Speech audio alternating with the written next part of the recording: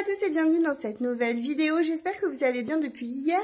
Aujourd'hui, on se retrouve, on va faire des nouvelles choses par rapport à hier. Je vous accorde un petit peu de nouveautés. Donc on va regarder et parler de tout ce qui est identification par ADN. Et puis on va parler aussi des chiens, évidemment.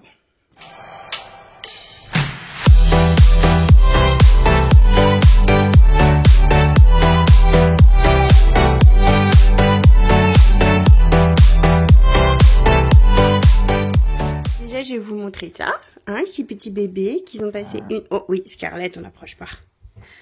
Ils ont passé une bonne nuit, ça va beaucoup mieux, nettement mieux. Donc il faut qu'on les pèse, mais ça on va le faire ensemble. Mais bon, quand je vois les petits bidons bien ronds comme ça, je me dis que tout va bien. Petite Nana va bien, on a donné les antibiotiques, tout va bien. Oui, oui, ça va. Ça va. Vous voyez, elle a des positions plus confortables qu'hier. Je pense qu'elle se détend aussi. Donc la fille, petite tache blanche. Le garçon, c'est ses petites pattes, lui. Donc, Scarlipouette, qui va super bien. Elle, toujours.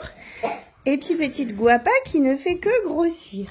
Oui, regardez-moi ce beau bidon. Attendez, je vais vous montrer ça. Regardez-moi ce petit bidon. Un petit bidon. Là, il y a un bébé, là. Vous voyez, ça fait une grosse bosse ici, là. Il est juste là. Oui. Petit gros bidou. Regardez-moi ça. Hein, t'es vraiment qu'une chipie, toi. Là aussi, ça fait une bosse. Là, il y en a deux. Au moins deux, c'est sûr. Ou c'est le même qui est comme ça? Non, c'est pas possible. Donc, il y en a deux, au moins. Oui, t'en as combien là-dedans? Est-ce que tu en as un? Non. Oh, t'as un petit nœud là, je viens de le voir. Bravo. Bravo, tu fais des bébés n'importe comment. Tu fais des nœuds dans tes poils. Qu'est-ce que c'est ce chien?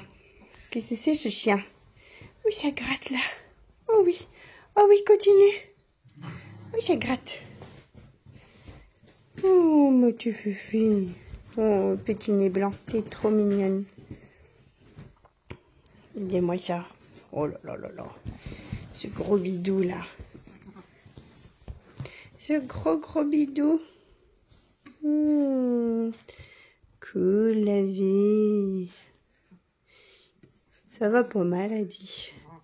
Ça te fait rire, toi, hein? On est mercredi, du coup. Il y a ces petits trucs là en plus qui sont encore en pyjama.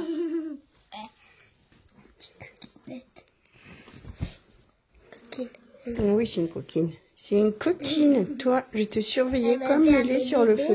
Que à boire. Non, pas un mois quand même. Oui. Coquinette. Du coup, j'en ai parlé à mon vétérinaire de cette gestation prématurée à mes yeux. Et il disait qu'en fait, il y avait beaucoup d'éleveurs qui le faisaient. Et que c'était pas forcément mal, que c'était pas bien parce que on préférerait qu'il soit à l'off, etc. Mais qu'en fait, que le chihuahua grandit très vite. Et du coup, il a déjà sa nature adulte à cet âge-là. Donc en fait, pour eux, qui est une gestation là à 13 mois ou à 15 ou 16 mois, il n'y a pas grande différence. Bon bref, ce ne sera pas une habitude pour autant. Mais ça m'a rassurée un petit peu en disant que c'est pas parce que il y a eu quelque chose d'involontaire que ça met forcément sa vie en danger. En fait, c'est surtout ça, sa vie en danger, quoi. Bon, j'ai fait le test de Roca aujourd'hui et en fait, on est toujours sur un peu une stagnation. Donc, je sais pas trop ce qu'elle nous bidouille, mais c'est pas l'heure. Je l'ai mise un petit peu avec tempo pour voir ce que ça donnait et il est pas du tout intéressé. Donc, c'est pas le moment. Et donc, pour Tasha, moi qui pensais que ça allait ploup rebaisser, en fait, c'est remonté. Donc, ça veut dire que ça, c'était finalement pas le pic attendu. Alors, peut-être que demain, ça fera ça, puis ça rebaissera. Je pense que je vais refaire un test sur Tasha peut-être autour de midi, quelque chose comme ça, pour voir ce qu'elle donne, en sachant que normalement le pic il est bien plus haut, mais vraiment bien plus haut. Donc, bon, après on est déjà à 1, 2, 3, 4, 5, 6, 7, 8, 9, 10, 11. On est déjà à 11 jours après les chaleurs, en sachant que c'est souvent autour de 12 jours. Mais comme nous les femmes, il n'y a pas de règle, c'est-à-dire que il y a des femelles qui vont ovuler vers 9 jours et d'autres à 17, donc peut-être que ta chat est plus tard. Bref, donc on surveille ça et pareillement, Pomme n'est absolument pas intéressée. Donc voilà ce dont je voulais vous parler, donc les tests ADN, c'est en place, donc ça a été reculé plein de fois, mais ça y est, cette fois-ci, ça a l'air d'être ancré, donc pour le 4 septembre. Donc en fait, tous nos reproducteurs vont devoir être testés ADN. Ça évidemment, hein, c'est une évidence dans le sens où y a tellement d'éleveurs qui ont joué et en fait c'est très grillé parce que la génétique de chaque chien est tellement différente qu'au final il y avait des couleurs qui ressortaient qui n'étaient pas les bonnes et ça passait comme ça. Donc autant vous dire qu'à un moment donné c'était sûr que ça allait être toqué, c'est sûr qu'à vouloir trop jouer avec le feu, à un moment on se brûle. Donc d'autres en payent un peu les pots cassés, hein. Ceux qui n'ont jamais joué, là clairement ils vont être impactés. Après, qu'est-ce que j'en pense? Moi personnellement, je trouve ça ni bien ni mal. Pas mal parce que ça n'apporte rien de mal, c'est simplement que nos chiens ont une trace ADN. Après, pour moi, ça m'occasionne des frais, tout simplement, et puis une organisation autour de ça. Donc, grosso modo, j'ai plusieurs possibilités. Soit les tests, je peux les faire via la Société Centrale Canine, donc c'est ce qui serait le moins onéreux. Mais j'ai l'impression qu'il y a beaucoup de loupés et beaucoup de délais et beaucoup de tout ça. Donc j'ai pas envie de refaire 10 fois les mêmes tests sur le même chien. Soit je peux passer par Antagène ou un autre d'ailleurs, parce que je dis Antagène mais il y en a plein d'autres. Un laboratoire qui, ça va être lui un petit peu plus coûteux. Mais dans l'idée, ça a l'air d'être rapide. En 10-15 jours, on a les résultats. Alors, c'est pas que je suis pressée, mais c'est que j'ai, du coup, je crois 16 ou 17 chiens à tester. Donc, en fait, si ça ne marche pas, si je dois avoir un suivi énorme pour 17 chiens, ça va être long. Alors que si ça marche du premier coup, ça ne sera que mieux.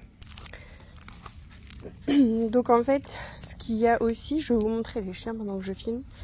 Ce qu'il y a aussi, c'est que ces tests-là, il y a deux sortes de tests. Il y a les 2006 et les 2020.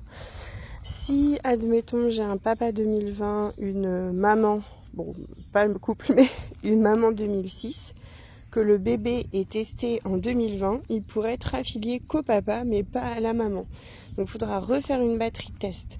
Donc autant que tout le monde soit testé sur le même test, le laboratoire Antagène fait que des 2006 et à la Société Centrale Canine, on peut choisir. Donc je serais plus tentée de faire que des 2020. Tant qu'à faire, autant être dans le plus récent. Alors ça c'est élégant, mais alors on n'a jamais vu un truc aussi élégant.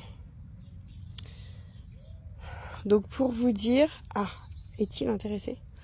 En termes de tarifs, c'est à peu près 40 € par chien. Donc c'est pas la mer à boire. Autant vous dire que c'est pas la mer à boire. Mais bon, 40 € par chien une fois, ok. Mais 40 € par chien plusieurs fois parce que ça marche pas. Ou parce qu'on le perd, ou parce qu'on le loupe, ou parce qu'on se trompe. Ça fait beaucoup quoi. Surtout pour la même chose, soit d'accord. Et après, donc, quand les petits seront nés, on pourra faire des filiations. C'est-à-dire que, en gros, on peut même faire des saillies sur une chienne, mais avec plusieurs mâles. Mettons que Romance, elle soit saillie à la fois par Phoenix et à la fois par Tempo. C'est tout à fait légal. Après, il faudra simplement que je fasse un test ADN. Oh, je suis au contre-jour. Il faudra simplement que je fasse un test ADN pour chacun des chiots pour savoir qui est le père. Et du coup, je trouve ça... comment ça va ici? Et du coup, je trouve ça assez sympa. Enfin, sympa. Je me dis, après tout... c'est bien. Bravo. Bravo.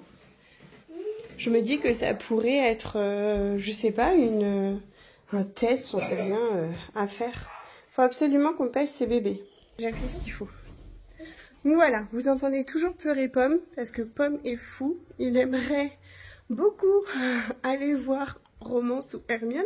Mais c'est non, toujours pas. Hein. J'ai toujours pas cédé, et je ne céderai pas, en sachant qu'il y a Tasha, on a besoin d'une petite balance, en sachant qu'il y a Tasha qui va arriver dans pas longtemps, donc il va patienter quelques jours, hein, petit Pomme. Mais du coup, bah, je le rends malheureux, vraiment malheureux. Donc pour rappel, ça c'était hier, 223 pour la fille, 203 pour le garçon. On va faire la fille en premier, 240, en sachant que normalement ils perdent du poids la première journée. Donc bah là c'est pas le cas. Et le petit gars, 212. Donc lui, ah non, il a pris aussi. Donc tout va bien. Elle a pris plus que lui, mais elle était plus grosse, hein, donc il n'y a pas de problématique. 212 et 240. Voilà. Ma Zozo, elle est au frais. Oui, sur le carrelage. Elle adore cette place-là parce qu'elle voit tout, mais elle est tranquille. Au frais, mamie. Donc, du coup, c'est un joyeux bazar parce que là, j'ai que les filles en chaleur. Donc, elles me mettent du sang plein la maison. Et je m'appauvrissette, hein. Oui. Oh, ma gueguette. Qu'est-ce que c'est folle. Puis, comme il fait chaud, bah, du coup, je laisse tout fermer devant. La maison, elle est plein sud, donc la chaleur arrive là. C'est pour ça qu'on laisse Anna dans le salon parce que ça fait pas mal de bruit. Et du coup, ici, il nous reste les garçons et les femelles qui sont pas en chaleur. Donc clairement, on n'a plus personne. Oui, il n'y a plus personne. Oui, oui, oui, oui, oui. Et la petite Chance qui est là. Et oui, la Chancette. Alors Chance, elle veut passer sa vie ici, puisqu'elle joue énormément avec sa mère. Et Huguette, elle est trop calme en fait pour elle. Et là, comme c'est au nord, je laisse ouvert, comme ça ils peuvent aller dehors. Bon voilà pour aujourd'hui. J'espère que cette vidéo vous aura plu. Je vous dis donc à demain. En attendant, prenez soin de vous, de vos proches et de vos poilus. Allez, à très vite. Bisous.